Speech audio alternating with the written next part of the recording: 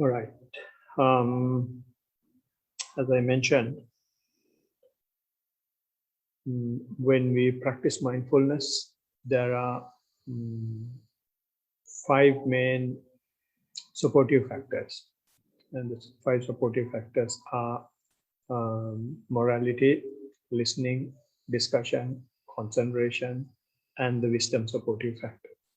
And of these 5 supportive factors, we usually live a moral life. So that's our moral supportive factor.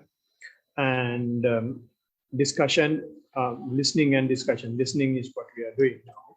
And after this week, we will have a discussion supportive factor. And concentration and wisdom supportive factor we have done to the best of our ability in the last 1.5 hours or so in our day-to-day practice.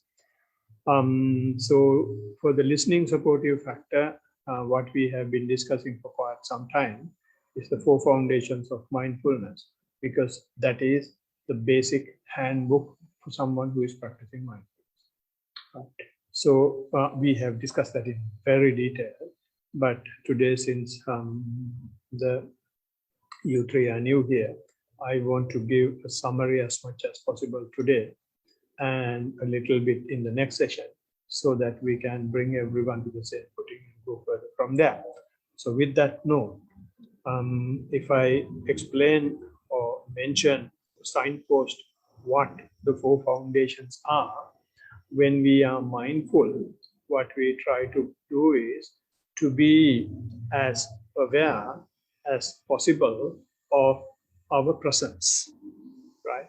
So to be aware of our presence, we should know exactly what you mean by our. In other words, if I put it in singular form, what do you mean by I, right? So to explain ourselves, we will say, I'm a doctor, I'm an engineer, my name is this, my height is this, and all those things will be there. That is how we describe ourselves. But so far as Buddha is concerned, he has a generic identification of any I, right? The generic identification of any I is the physical process, mental process, and the interconnection of the two. So he says, when you want to be mindful, you will have to be mindful of these 3 things, right? Being mindful of these 3 things lead to understanding the nature of our presence, or understanding the nature, and that is also called a phenomena, another thing that you can be mindful of. So when you take this explanation, what the discourse, the Blessed One's sermon says is, there are 4 things on which you can be mindful. One is the physical process, which he says being mindful of the body. And the next one is the feelings, being mindful of the feelings. It is not just the physical process, but the bridge from the physical process to the mental process, right? And then being mindful of the mind itself, right? And then being mindful of the phenomena that naturally takes place. So those are the 4 things on which we will be mindful of, right? So we have discussed already up to halfway or a little bit more of how to become mindful of the mind, right? So we will leave that aside for the time being. If we take how you can be mindful of the body, Buddha has given 14 ways to be mindful of the body. Of those 14 ways, some are experientiable, some are not. Some are just contemplations, right? If you take the experientiable one, that is the one we do, right? One is walking. You can experience what you feel and what happens, and you can talk about it, right? You call it being mindful of the postures, right? Or rather, yes. Yeah, it's not being mindful of the postures. One is being mindful of the postures. That is when you are sitting, when you are lying down, or when you are standing. And what's the other posture? There is one more posture. sitting, lying down, standing, walking. Yes, walking is posture. Yes, okay. So it is included in postures.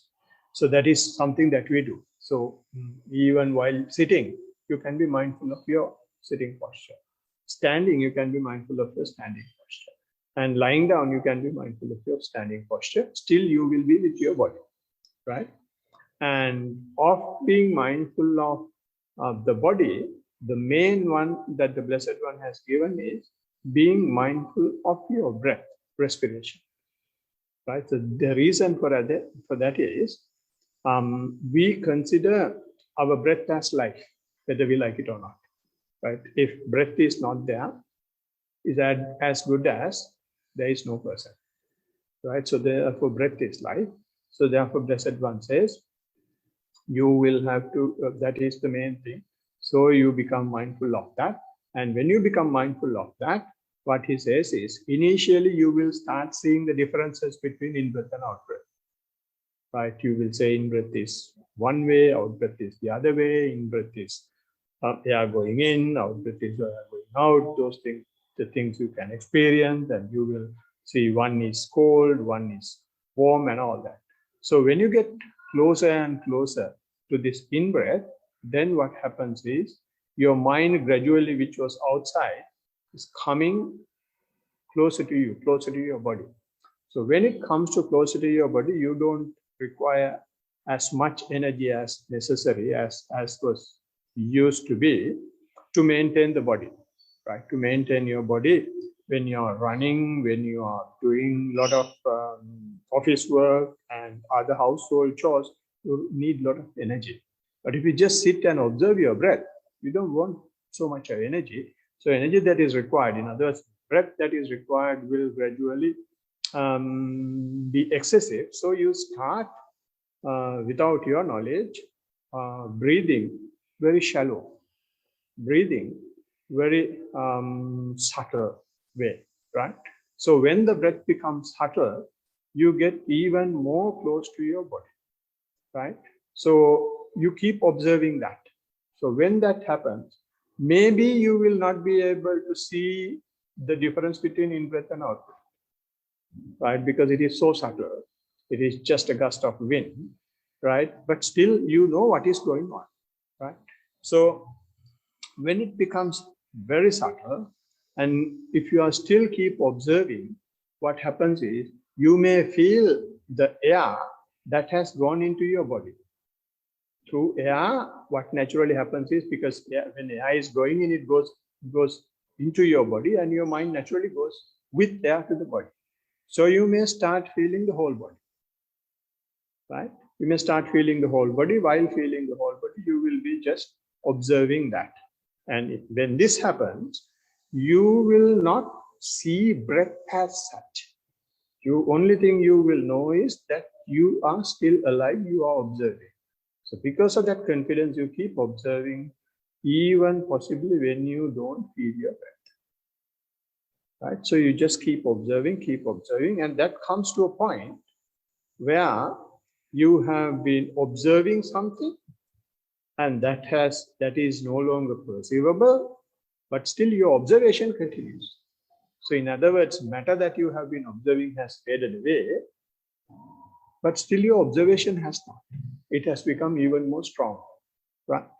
So with that, your mind will entirely come to the body, and you will have some good time with it, and you will keep enjoying that situation. And then we will ask many questions. I'm not going to go into detail. I'm just telling summary of the things that might happen, which is given in this post as well. But the issue in this way of being mindful is it is very restricted. You can't all the time 24/7. You can't be like this, right? Observing your breath, right? So it is not practical. Although you can go into your deep layers of your physicality, it is not practical, because that's not the way you live your life. So that is why the postures have come.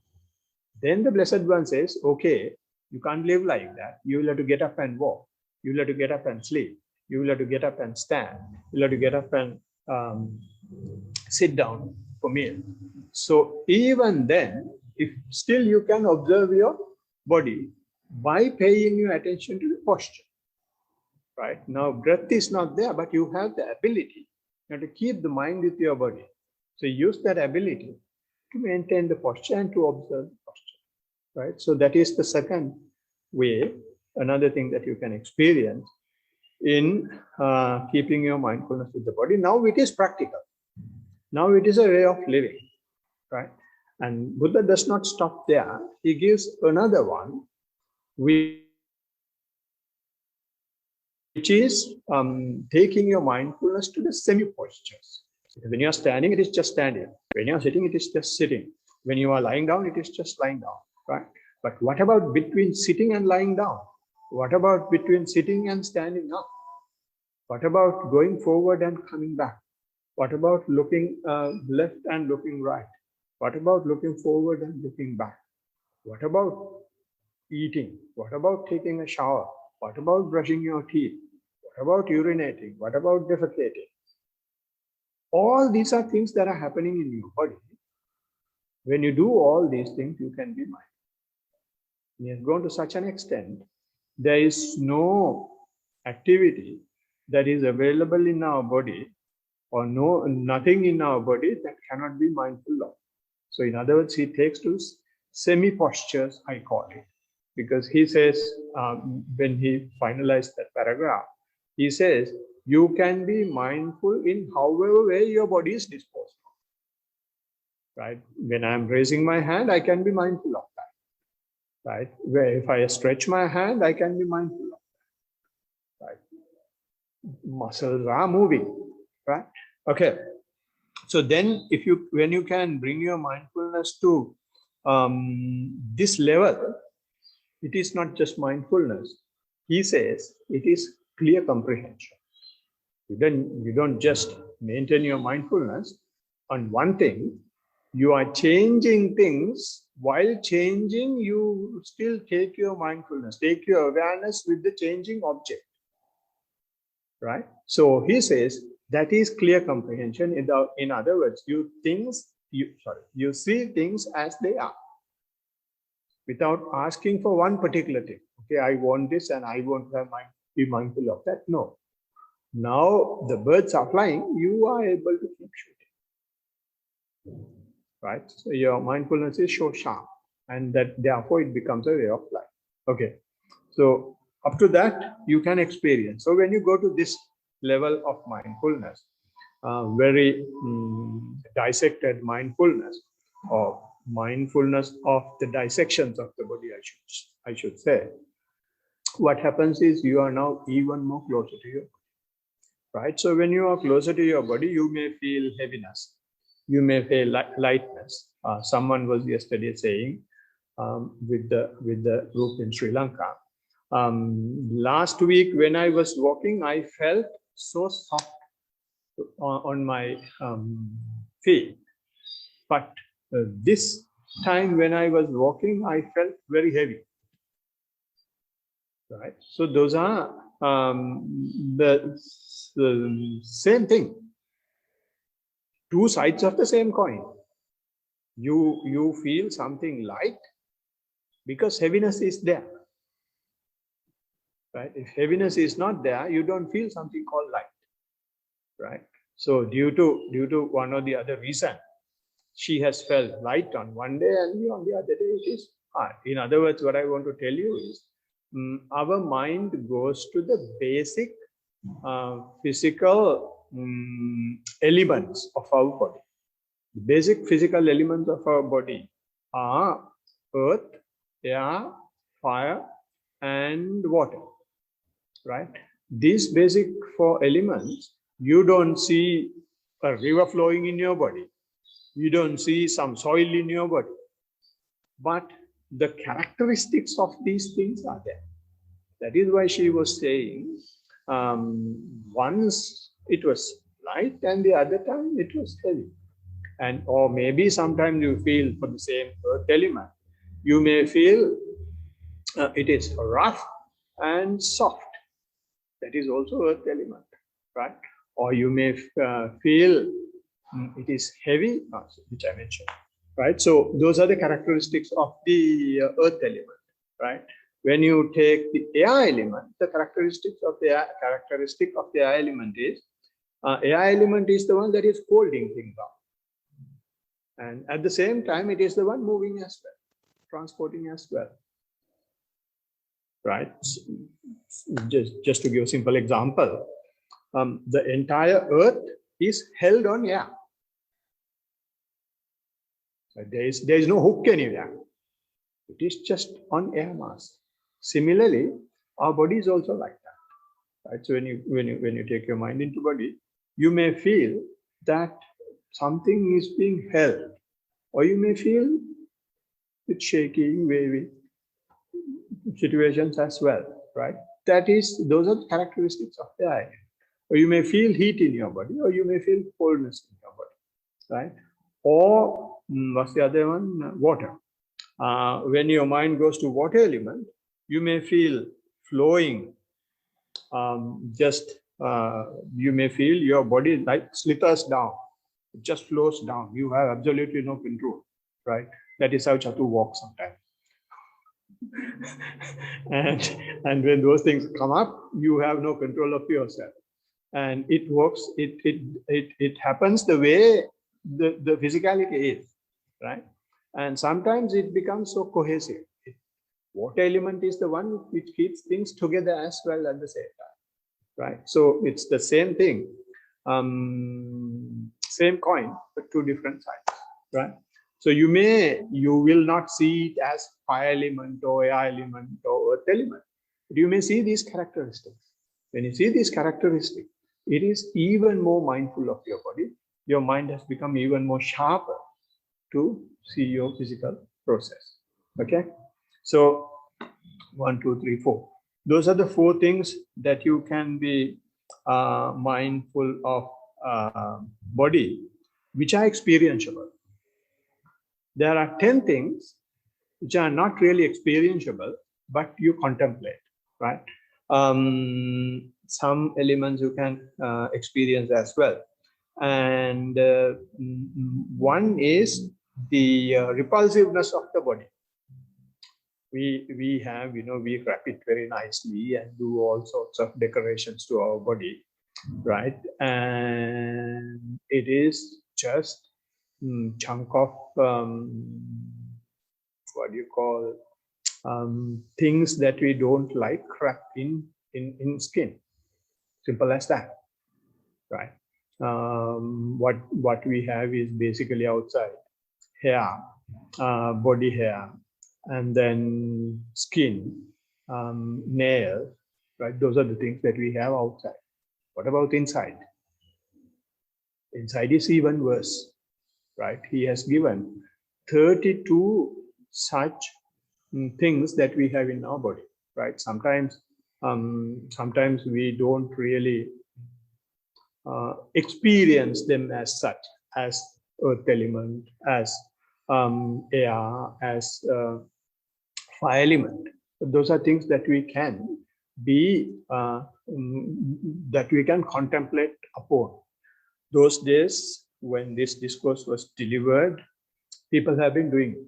So he has incorporated that as well as a way that we can be mindful of, right? The contemplating on the repulsiveness of the body. There are 32, what do you call it?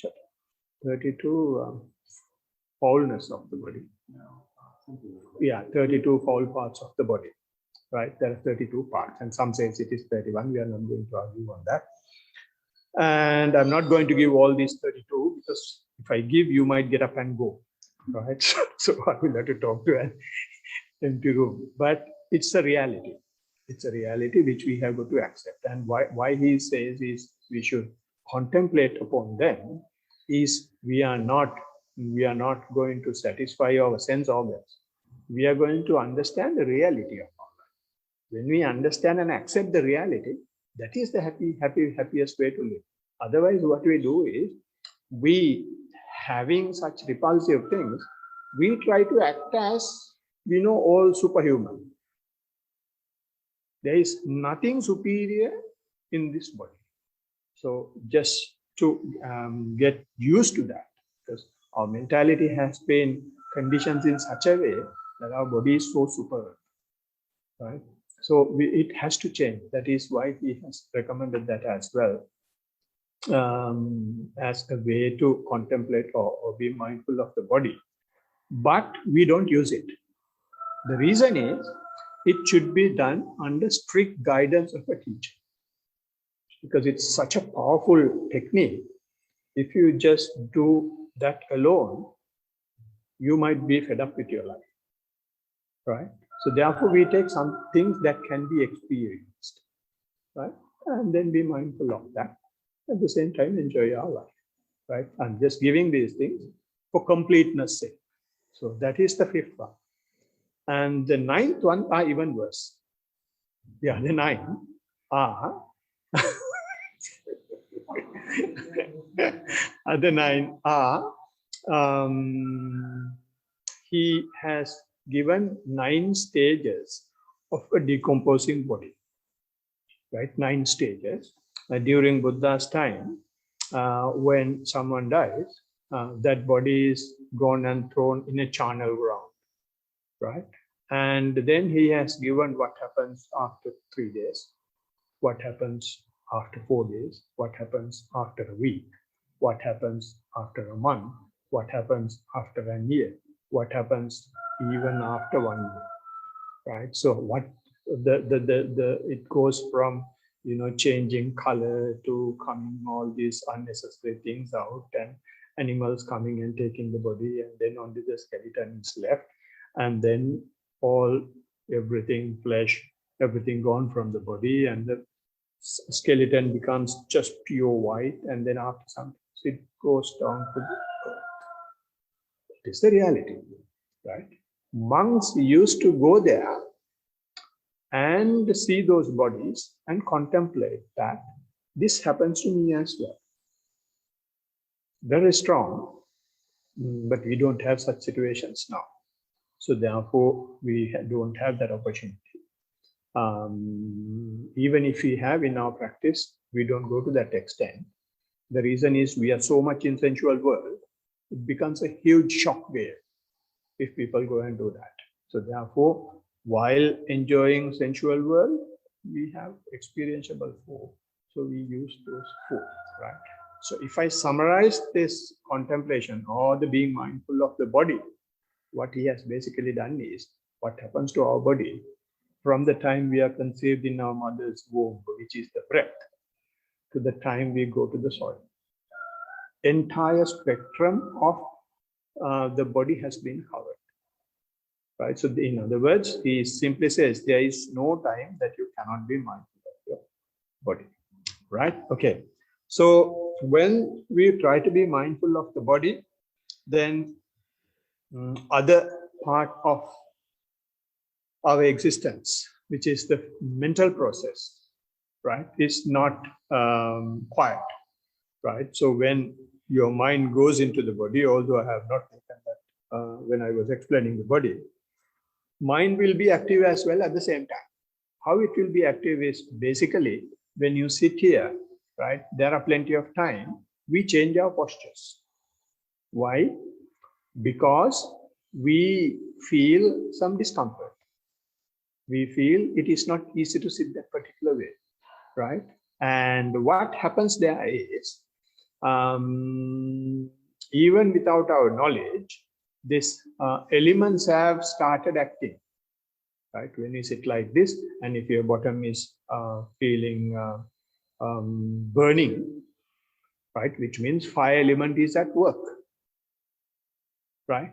Or if you feel it is so heavy, earth element is at work, right? If you feel so blocked and congested inside, which means water element is at work, right? So instead of observing that, what we do is just shake a bit and then react to that, right? That reaction to the physical manifestation we call feelings, right? So in other words, that is the gateway to the mind from the body. Feelings is the gateway to the mind, because feeling comes with an observation of the physicality and the mental input, whether you like it or not. That mental input to the physicality is called the feeling, right? So, Blessed One has divided these feelings into mainly three categories, right? The three categories, two categories we of course know. One is the pleasant feeling. We don't tell anybody, we keep enjoying, it is only mine, right? And when it is unpleasant, we are looking for ways to get rid of it, right? So those are the two extremes, two ends. And there is a point in between we have never thought and heard of, and no one is teaching in the universe. That is called neither pleasant nor unpleasant situation.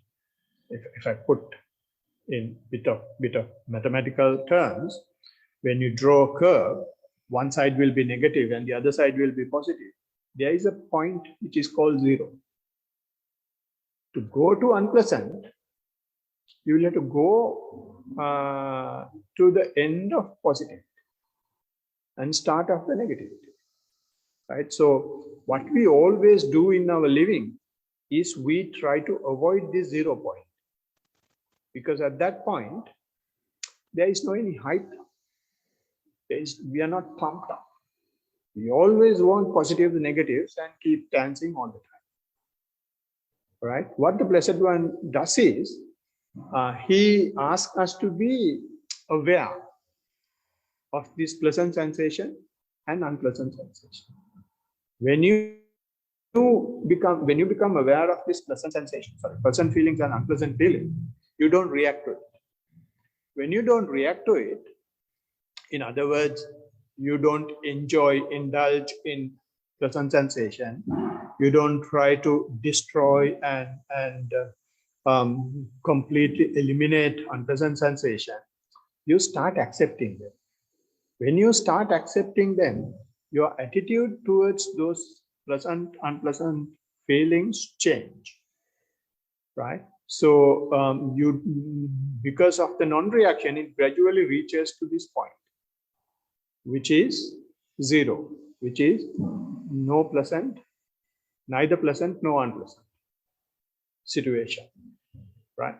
So those are the three things that the Blessed One has introduced in sensation, which we can be mindful of, right? I will repeat.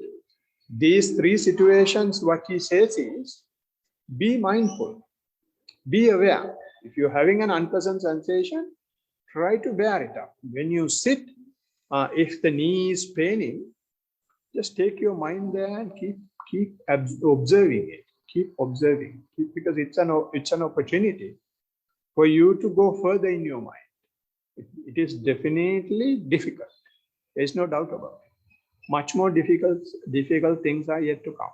Unless you go through this, next is going to be difficult, right? So when you go to mind, especially now we are swimming against the grain. You swim against the grain, it is not like going with the flow. It is difficult, right? So knowing that, you will have to be very patient and keep accepting whatever that comes your way, right? And when you have neither pleasant nor unpleasant situation, how you can identify them is, it becomes so boring. You feel so lethargic, which means there is nothing to hype you up. There is nothing to put you up and down, right? And when you have that situation, just tell yourself, I am aware of it. Knowing the boredom is the highest happiness. What we are doing all the time is why we have mobile phones, why we have TV, why we have movies, why we have so many musical shows, why we have so many parties, why all the clubs are open from 7 o'clock in the evening to morning next day, is to take away this time. Which time? Time, there is no pleasant, unpleasant sensation. We have so much of that time.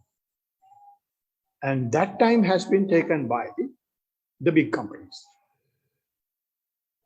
Right? What they have simply done is they have commercialized our space, our time, availability for being neither pleasant nor unpleasant. If you go to work, when you finish work and come home, it is neither pleasant nor unpleasant. If you finish cooking as well, suppose you don't have a TV, suppose you don't have a mobile, suppose there is no musical show, suppose there is nothing else is there, no paper to read, no book to read. Such a wonderful situation. We don't have anything to do, but see, our time has been, our 24 hours, how much of our 24 hours has been packed with things that take our neither pleasant nor unpleasant situation, right? And they have become now necessities. Mobile phone is a must, right? TV is a must. Computer is a must. I have both in front of me, right? And we have WhatsApp, we have Line, we have Instagram. What else can you keep telling? Facebook. So many things to take our time, right? And I heard someone in Facebook has said, we are going to take every free time of the human beings when they launch Facebook. They knew. This is what we call research, where we can sell and what we can sell. And they are the people who get Nobel Prizes. They are the people highly recognized and highly regarded and taken as role models to the society. And if someone says, no, throw away all that and come and sit and just observe it, 5 people just hear. And most of the time, only one person has been there, and that has been the pillar of this. And I have been preaching alone to him so many things. So that is pleasant, unpleasant, and neither pleasant nor unpleasant sensation. And I just spoke only about the layman's side. We call it samisa. I exactly don't remember do you remember the word?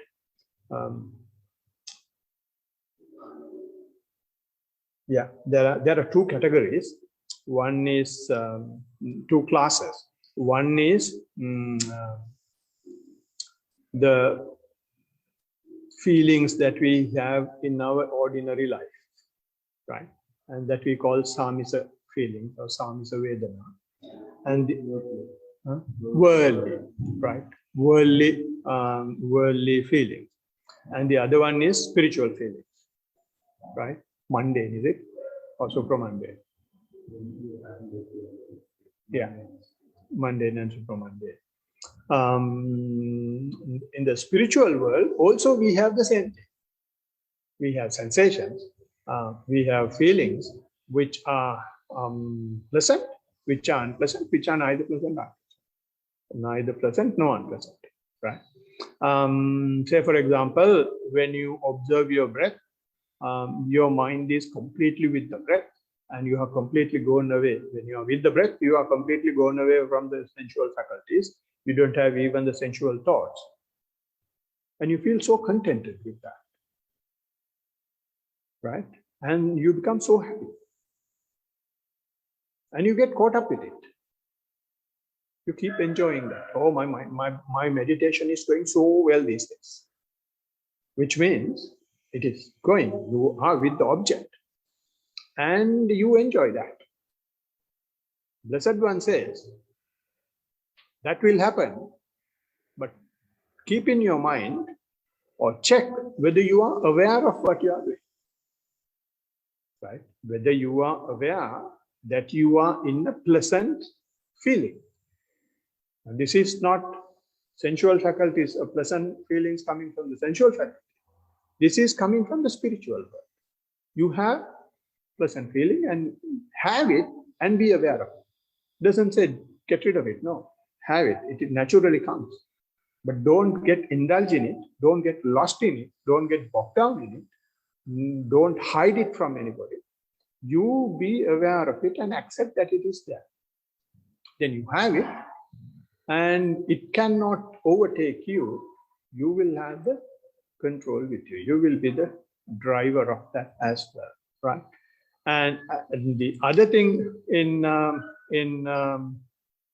spiritual unpleasant sensation may be things that you feel while sitting.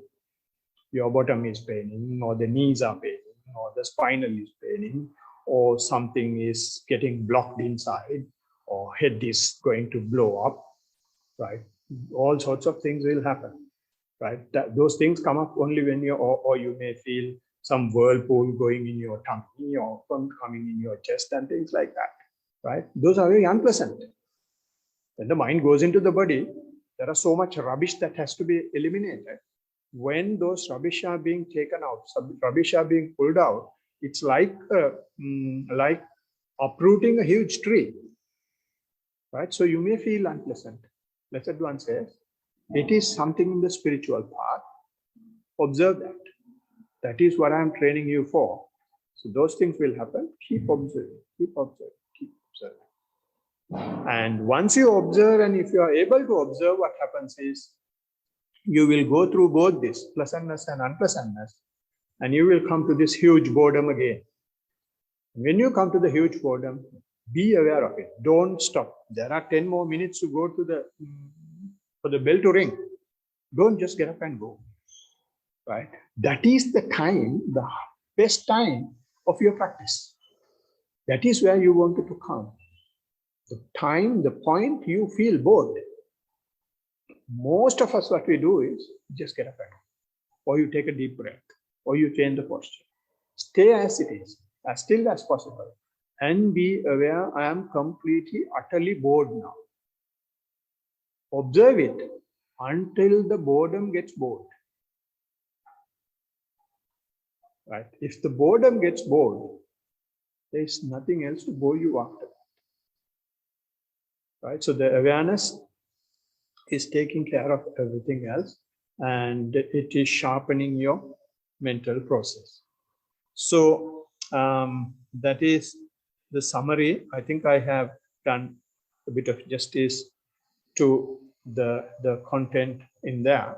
And if you want to see the detailed talk, we have in our YouTube, in English YouTube.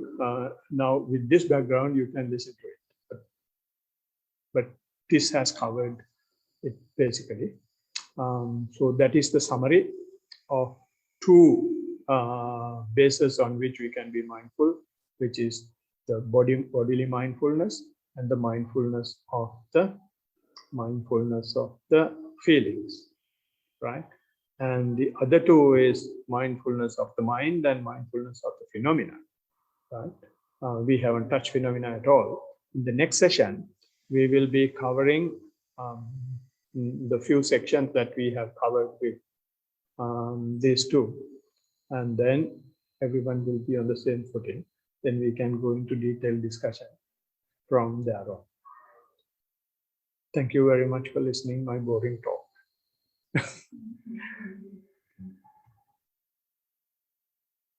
Right. With that, we can, I'm not quite sure how much time I have taken.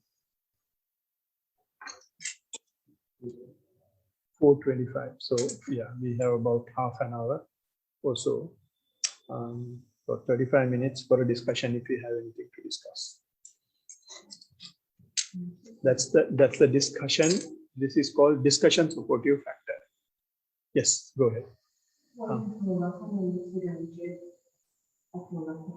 Yeah, I think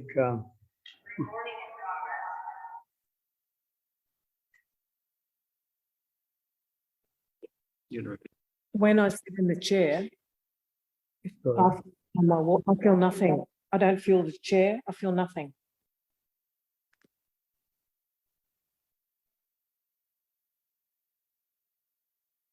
I think you brought it up last time as well.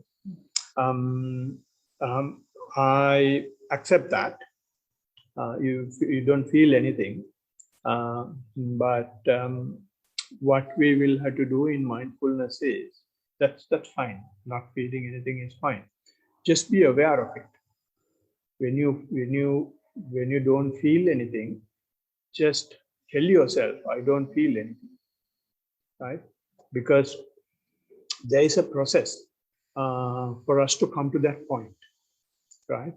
And you should be able to clearly mention that process, right? So, but it appears that you, from wherever you start, from whatever you do, you come to this point. It has been going on for some time and you are coming there, right? So that's when you come there, when you don't have anything, there is no direction to go. There is no direction to go. You don't know what to do. And if you feel like you have reached the goal, right? So what we will have to do is, Blessed One says is, it is a point in the practice. When you come to this nothingness, be aware of nothingness. Because when you don't feel anything, you can't say that you have reached wisdom.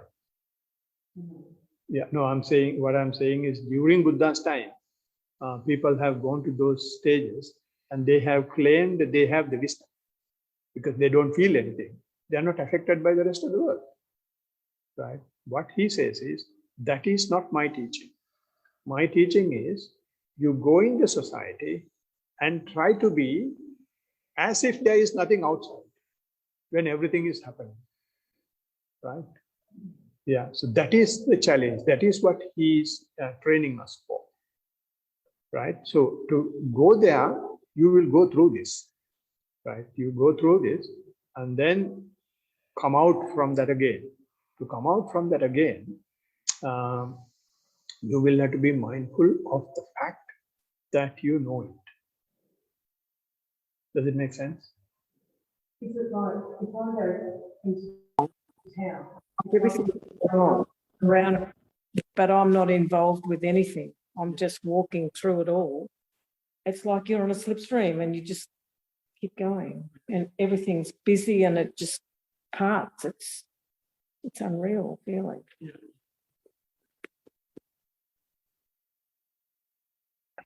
Yeah, that is what he's training us for.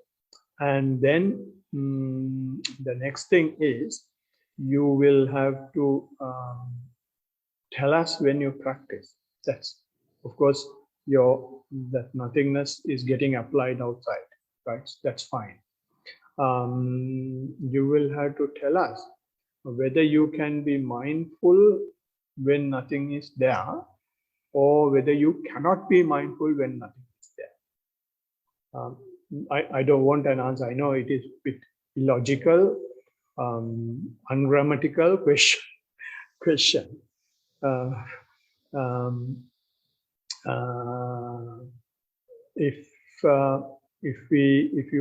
Is it possible for you to answer that question now, or do you understand that question first? Yeah, the question is when you are in nothingness, are you aware that you are in nothingness? It's just like there's all this thing happening over here, but it's not an illusion because I'm actually there. It's like you're detached from over there, and I'm doing, even though today I've been at a birthday celebration, I wasn't really there.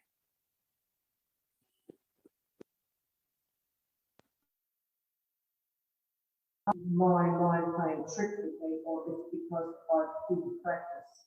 And then when I sit, I don't even feel, I don't feel the chair, I don't feel anything, I don't feel hot, cold.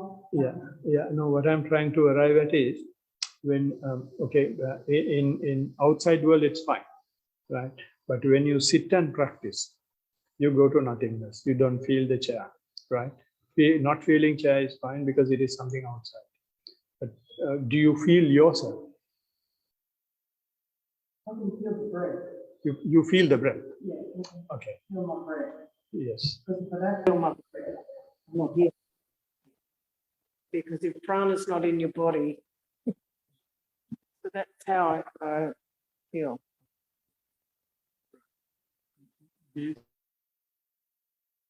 These are two different situations.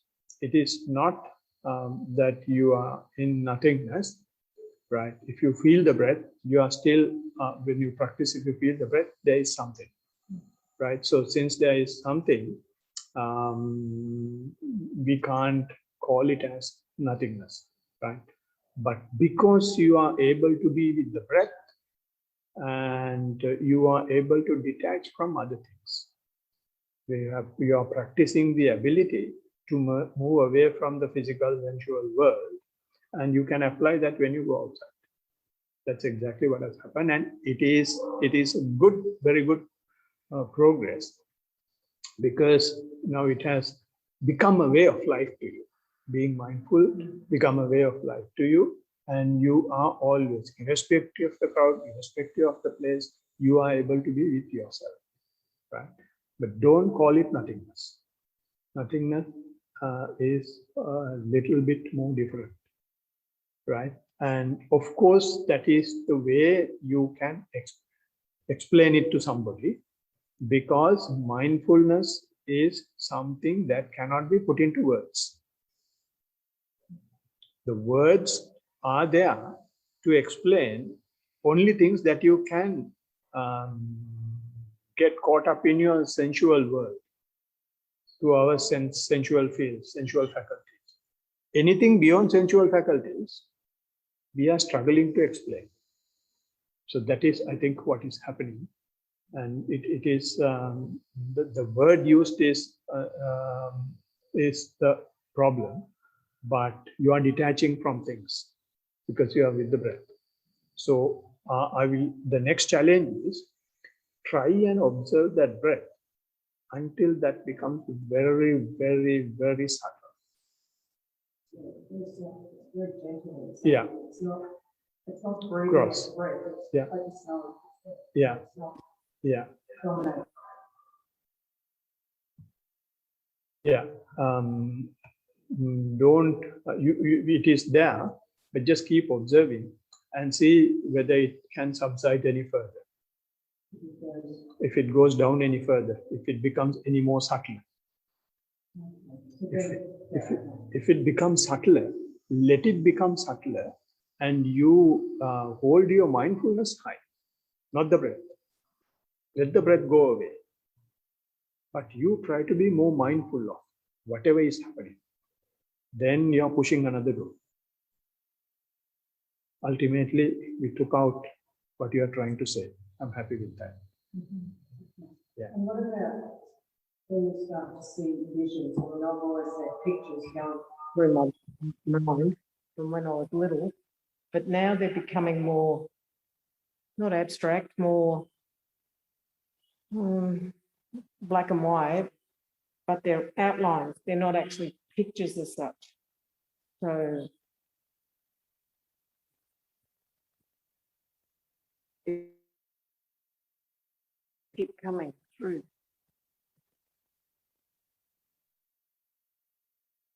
What happens is when the mind is getting clearer, the consciousness is losing its footing. So consciousness is trying to establish itself by creating things, by creating images. It may be based on what you already know. It may be based on what you have never known. It may create things to take your attraction, take your attention. So let them happen. Just be aware of it, but don't pay special attention to it. It's not abnormal. It's a normal thing that happens when the mind is getting clearer, when the consciousness is losing its footing. There's no need. I don't need to put any meaning. Absolutely. It's not like reading them or thinking about them. Just let them travel through.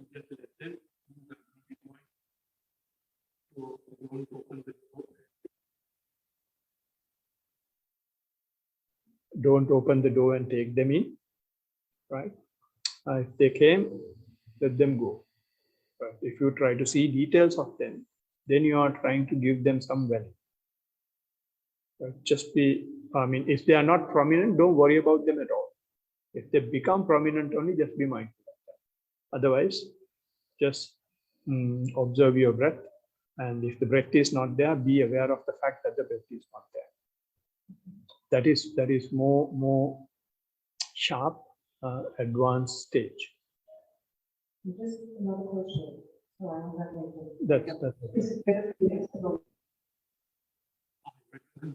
You do?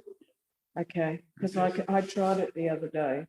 I mean, my legs aren't as flexible as they used to be, but I can sit cross-legged.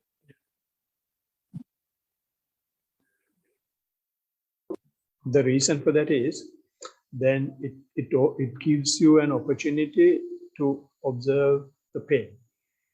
It is not easy. You are going to have a lot of difficulties.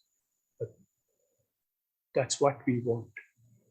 Right? When we have what Buddha says is, we have something called cause and effect relationship, or what do you call it? Dependent origination.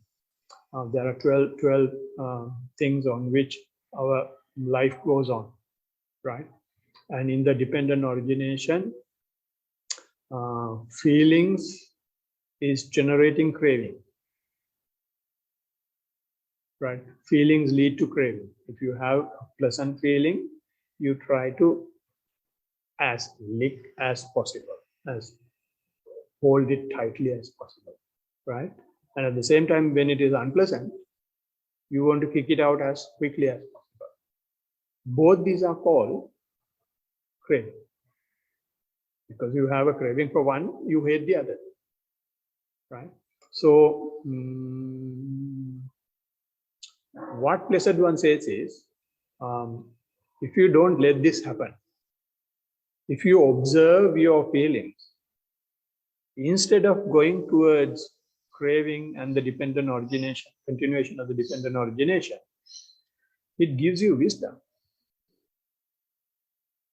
It's a quick gateway to go to the wisdom. It opens up the next layer of your mind. Yeah. Suffer, Not suffer, observe, accept. So if your legs start aching up in hospital, Yeah. just let that happen and just and don't try and do anything about it. Just leave it there. Just observe. Take your mind as close as possible to the epicenter of the pain. Try to be with it. Why? That is you. If you change your posture, you hate yourself. It is it is very much possible, because I started with 5 minutes. First time when I started, those 5 minutes were 5 years for me. Those 5 minutes were 5 years for me. It was so difficult. And I was sitting like this, like a roasted chicken, right? It was so difficult, right? And then one day, that 5 minutes went in a flash. Then I felt, wow, there is something here. And then gradually increased. So if you have pain, don't suffer it straight away. Change your posture a little bit and pamper it a little bit. Get first the body to be flexible, right? And after some time, after trying 1, 2, 3 months, and then little by little, quietly challenge.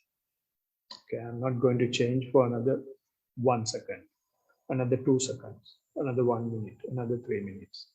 Right? So slowly challenge. All right. Thank you. Anything else?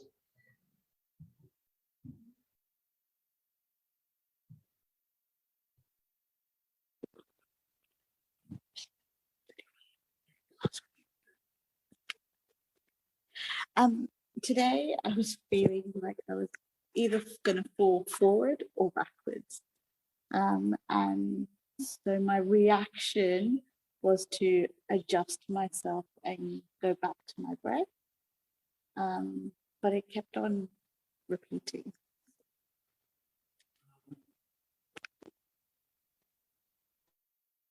So hopefully you are talking about your sitting. Okay. Were you able to observe the breath at any stage? Yes. Okay. And while observing this happens, did you have a long night yesterday? Right. So that may be one contributory factor, right? Therefore, you lose the balance of the body. So we will see whether this continues. If this continues, we will go into detail. Right. You're caught. Yeah, I know exactly. Nathan, want to say something?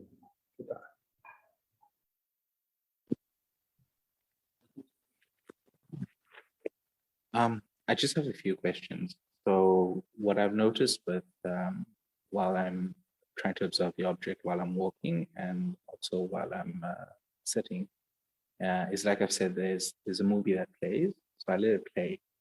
I just want to know, there's sort of a fine line between observing it and getting involved in it. So how do I know the difference between the two? Because I feel like sometimes I get caught up in the story and forget that I'm actually watching what's going on.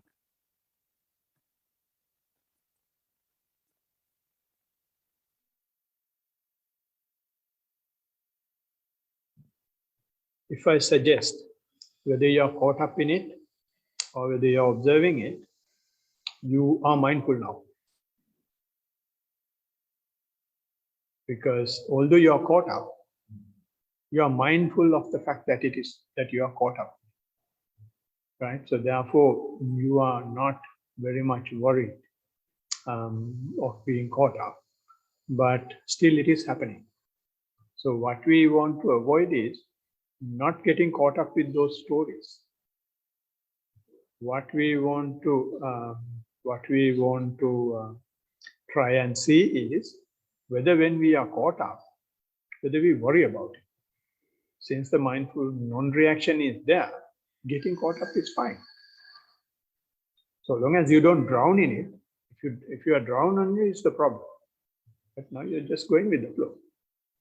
I have not invited, it has come. You are also involved.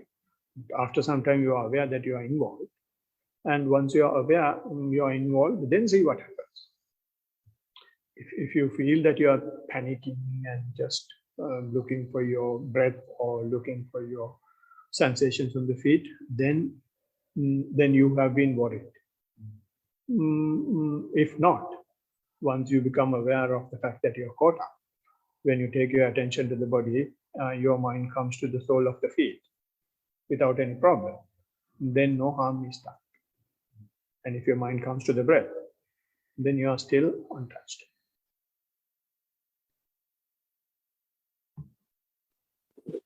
So what I've noticed is that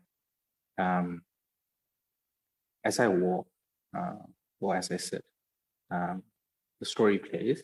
So I sort of observe it, and I'm not very reactive. I still stay with the meditation. But I find that the moments where I'm actually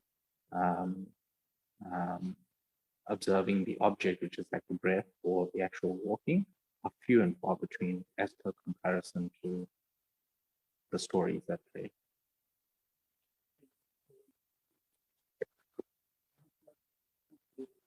So I guess what I'm asking is it natural for there to be more thoughts and stories playing as opposed to me actually staying with the breath or the walking?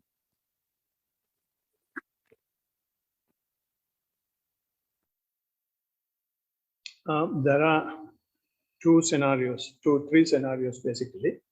One is you are able to observe the breath or the walk, and the story is also good, right? And you are aware of both, right? You don't particularly pick anything, you just become aware of both. That is one scenario.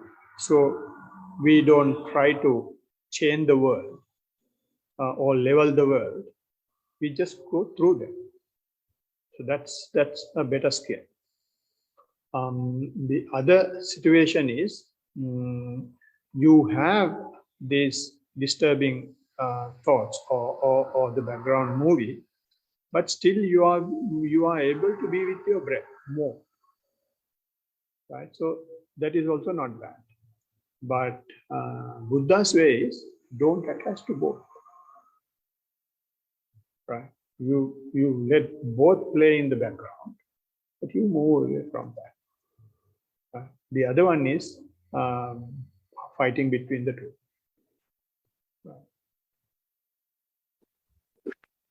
And then I wanted to understand, so what exactly are defilements, and how does the practice sort of help to get rid of those and work through those?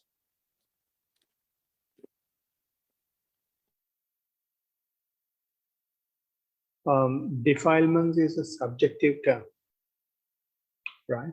How do I put it?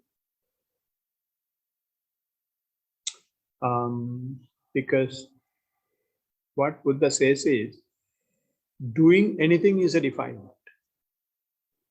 Doing anything is a defilement, right? So in that sense, it's the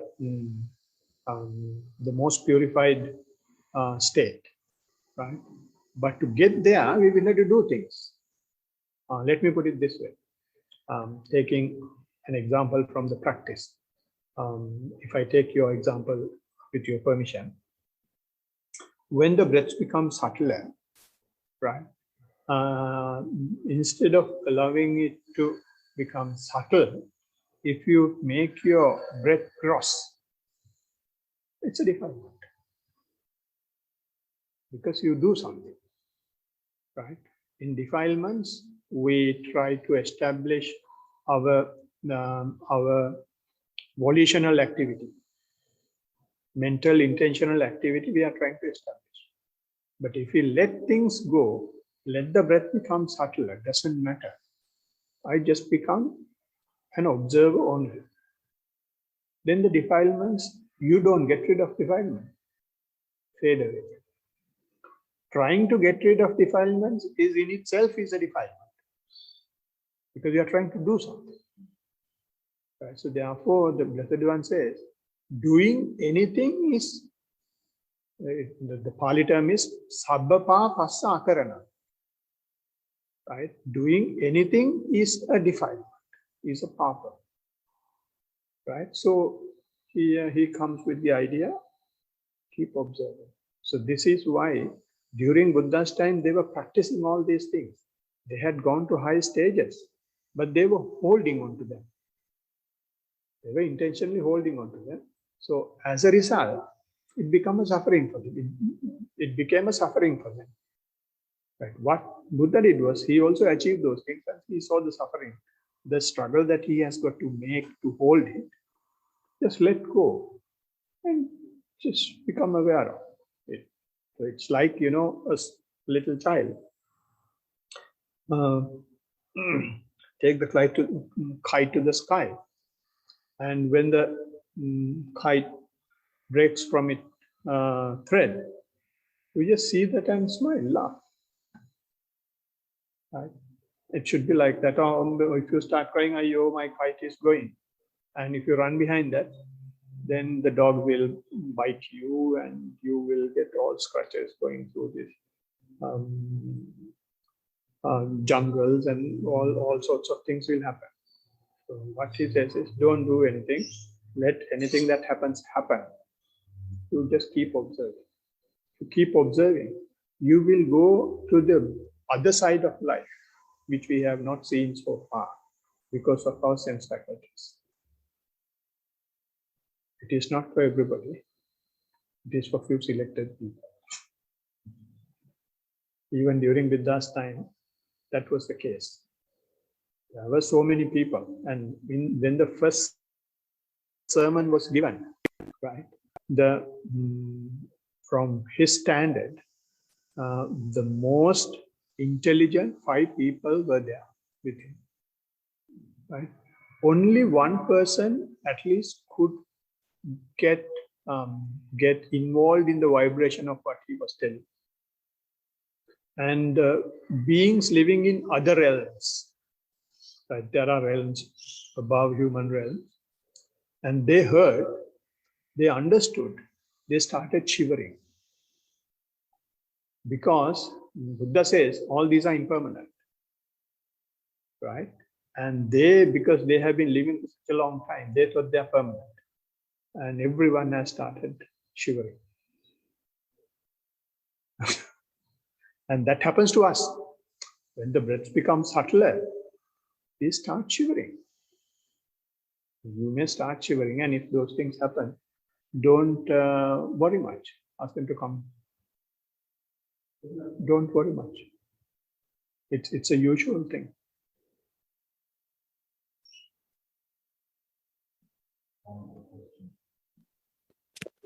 I just want to know, I have an idea of, I suppose, from my conditioning, what wisdom means. But how does the practice unlock that wisdom? You know, because to me, as I understand it, wisdom is gained by people who are experienced and understand the world and how it works. So if I were to, acquire wisdom, would it not necessarily take that time to get there? Or is there a difference in the way in which you achieve it through the practice? Yeah, it is like, how do I put it? It is like trying to understand the taste of salt through a book, right? You can read books after books about salt, but you will never understand the taste, right? To understand the taste of it, you will have to just take a tiny bit of salt and put it on your tongue. Right, so that is what we are doing. Wisdom, we cannot understand. Right, when we get to wisdom, we don't try to understand because it is there. And the best way to explain what wisdom means, knowing how unwise we are. Knowing and accepting how unwise we are, how fool we are, that is the wisdom. We think that is what we have, that is how we have been conditioned. Knowing about physics, knowing about chemistry, knowing about biology, knowing about economics, politics is wisdom. Right? But what the Blessed One has said is, all that ends up in the Suraj pit. The word says, Attatta Panya Asuchi Manusa, which means the wisdom of human beings is only for economics, only for dollars and cents. Right? So when we say we are doing mindfulness free, people can't understand. Right? And they think there is some catch here. That is why they are doing it free. Otherwise, nothing can be given in this world free. So that is the wisdom people have. So he says, Blessed One says, that wisdom that takes money ends up in the Suraj pit. Right? So knowing how unwise we are there, what garbage we have, is the wisdom. And when we know how unwise we are, what do? Just keep quiet. So long as we don't know we are unwise, we are trying to show off. That is what is happening in the entire universe or other world. Everyone is trying to show off over the other and then pulling everyone's hair. Fortunately, they can't catch me and Nathan. No.